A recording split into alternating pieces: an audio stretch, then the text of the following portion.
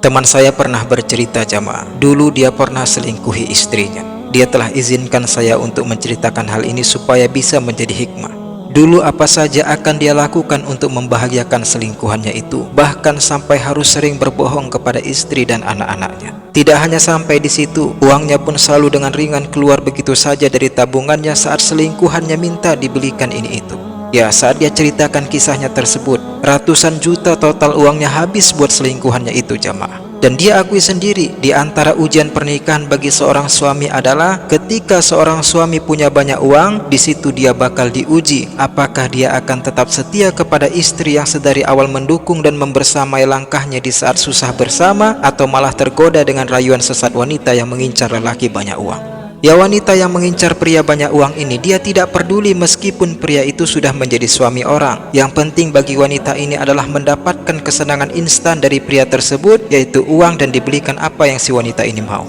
Dan sampailah pada suatu saat di mana usaha teman saya ini jamaah harus berhenti karena qadarullah mengalami kebangkrutan. Dan di saat itu hal yang tidak pernah teman saya ini bayangkan pun terjadi. Selingkuhannya itu meninggalkan dirinya begitu saja dan pergi bersama pria lain, seakan si wanita itu menganggap tidak pernah menerima perjuangan apapun dari teman saya tersebut jamaah. Di titik itu, akhirnya dia teringat dengan istri dan anaknya. Dia ingin kembali kepada keluarga kecilnya itu. Namun dia sadar bahwa dia telah menghancurkan hati istrinya karena kelakuannya.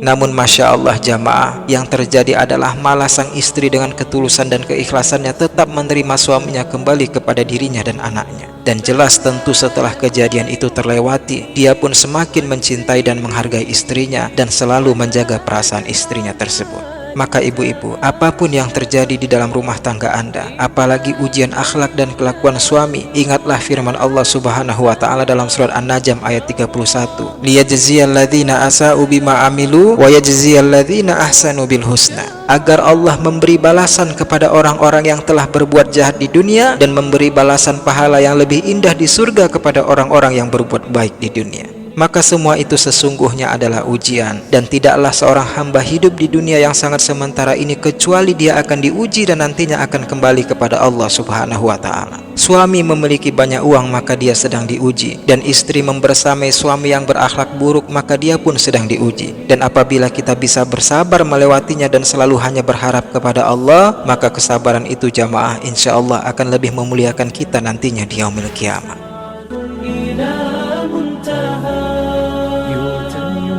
More